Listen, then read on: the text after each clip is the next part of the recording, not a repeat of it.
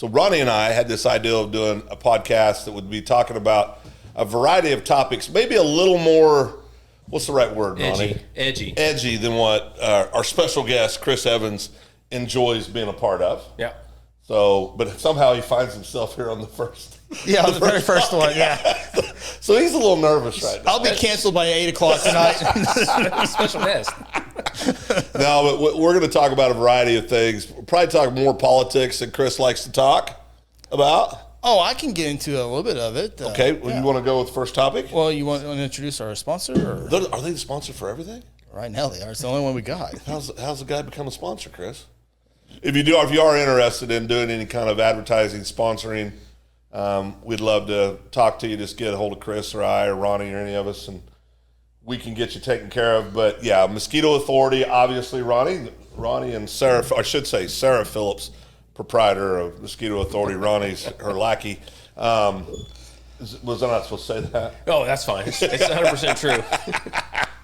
No, Mosquito Authority do a great job. I was customer number one. Sure was. That's right. Sure was. That's right. Customer number one here. You got the first polo. That's right. Had a hat. Had a hat. Until Blake Wimsley hit me and stole it. Yeah. Yeah. But, no, great service. Come up, take care of all things flying that bite you. Mosquito, fly, and tick. Yeah. Going to take care of your tick problem. Yeah. Our dogs are very happy. Yeah. Our dogs are very happy, but do encourage you to get a hold of Ronnie. And what's a good phone number, Ronnie? 580-380-3460. My beautiful wife will answer the phone and take care of all your mosquito, tick, and fly. Yeah. They do a good job, though, so give them a call. But, we're just to talk about a variety of things. You know, there's a lot going on, probably more stuff outside, more national world stuff. We'll talk about sports. We'll talk about current events. Politics, obviously, being part of that current event umbrella, but Ronnie sent over a list of potential topics, and I shared them with our special guest Chris. And then about 3 minutes later, he started breathing again. So again, the first two are just have question marks. Those don't have to be. All right. Those are the ones that he knew were a little edgy, Chris. So maybe we can maybe wait till second or third. Maybe get our audience together. The big topic I want to talk about, and it is the second one. You know, a lot going on in the world and in our country. You know, one of the things that happened I never dreamed would happen is it seems like and this has been building for a while, but the Supreme Court of the United States had a leak. Yeah. And I don't care to talk about the topic itself, but the fact that there was a leak out of the Supreme Court, the politicizing of the Supreme Court, it just keeps getting worse and worse. It's never been done before, Phil. Never been done before. Never been leaked like that before, ever. Somebody, one of the, forget who it was, one of the senators or something said that the equivalent to this being leaked is just like going to China and say, hey, this is when we're attacking, this is when we're going to attack, this is our plan. That's how big of a deal it was. Well, and I think that the fallout afterwards is what's been crazy to me, because immediately there's a group of people that are very upset about what was leaked. Within 15 minutes, they're on the doorstep. They literally released the private addresses of all the Supreme Court justices of the United States. Well, some of them. Well, the ones that were on the leaked document. Correct. Right? And the first thing I think about is the safety. I mean, you know, how is that not something that should be condemned? I don't care what side you're on or what the topic is. This whole deal of putting people who literally, you're putting people's lives in danger the second you do that. Mm-hmm. How is that not a crime? And how was this put out? Was it put out on social media, newspapers? Yeah, I think it was put out.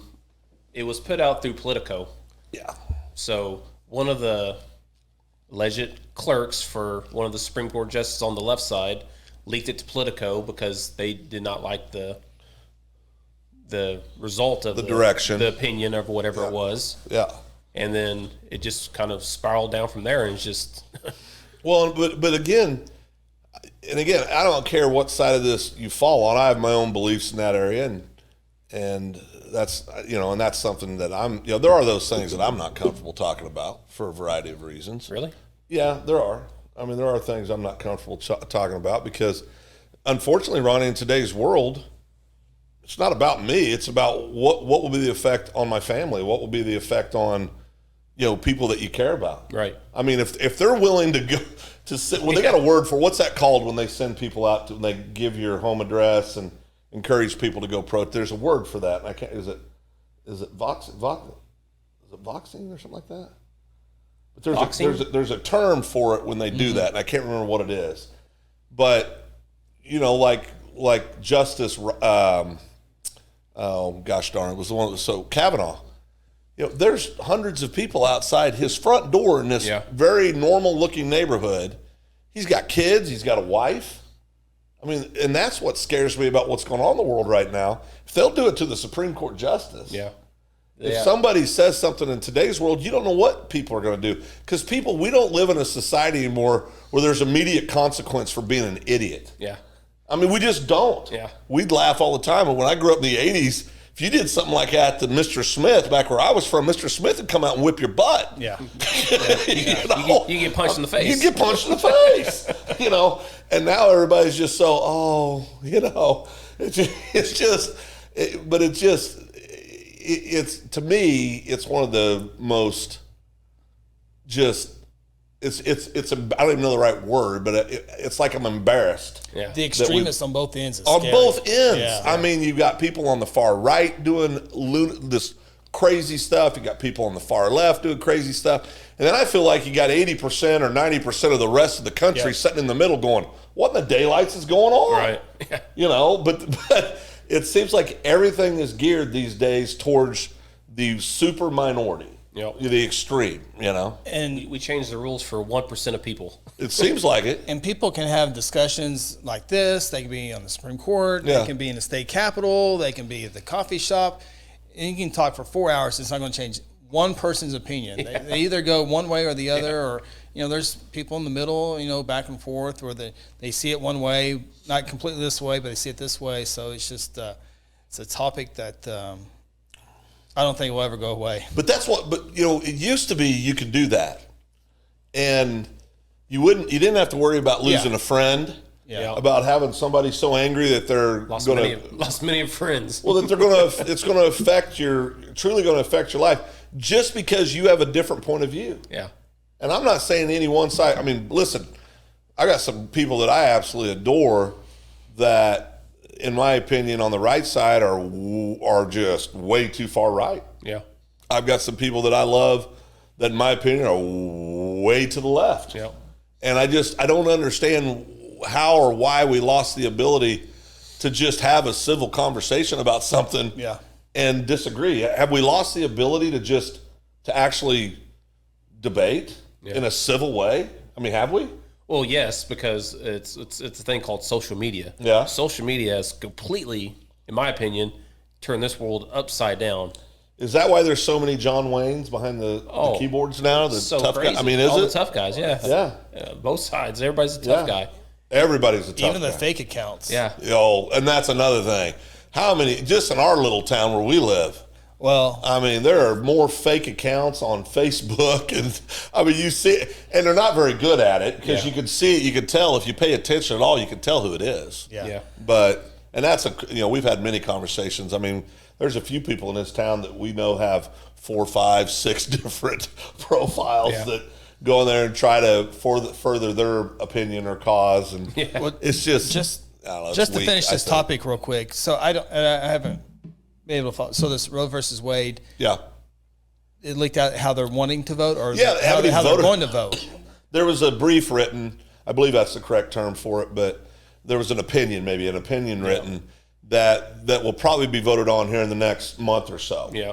And in that, it shows that there's enough people that affirm that this needs to go back to the states. Back to the states. It doesn't say federally that it says let the states decide, which if you've taken a basic history lesson, you know that states are supposed to be able to make many decisions for themselves. Yeah, and I can tell you Oklahoma has a lot of that stuff in place already. Last couple of years, they passed 900,202 abortion bills that really don't really mean anything until this Roe versus Wade thing comes down. So, but then there's still the people to the far right aren't happy with it because it doesn't go as far Doesn't go as far as they want. To. So, well, I saw a deal before we came in today. Before we met up here tonight, I was reading an article about I think it's called Canoe, that electric car manufacturer over, and they're saying they may not even get one car produced before they have to shut the doors.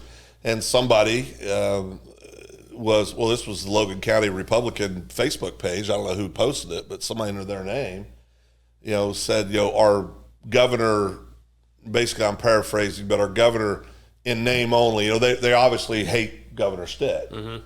Now, I don't think he's been perfect by any means, not even close to perfect. But they imply that the taxpayers have given him $15 million.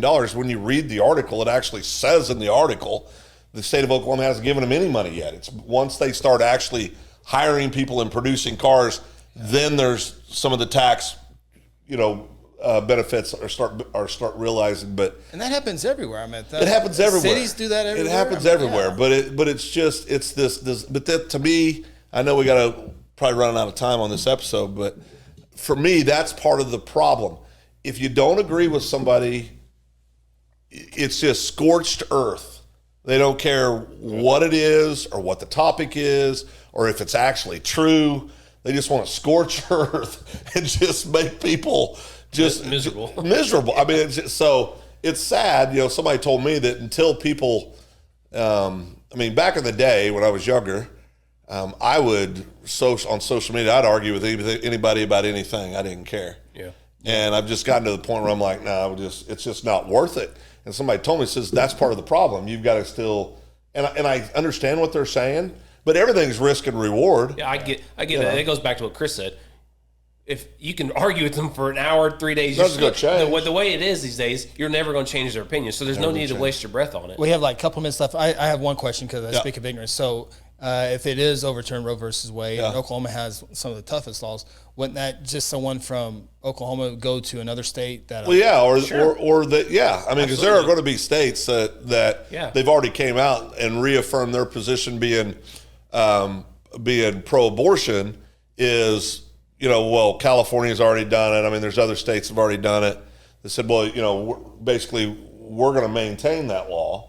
So to me, that's what I like about letting states decide things. It gives people, people the choice to live where they want to live where they want to live and follow the rules the way they want to follow them. Yeah, absolutely. I mean, I don't, everybody's never going to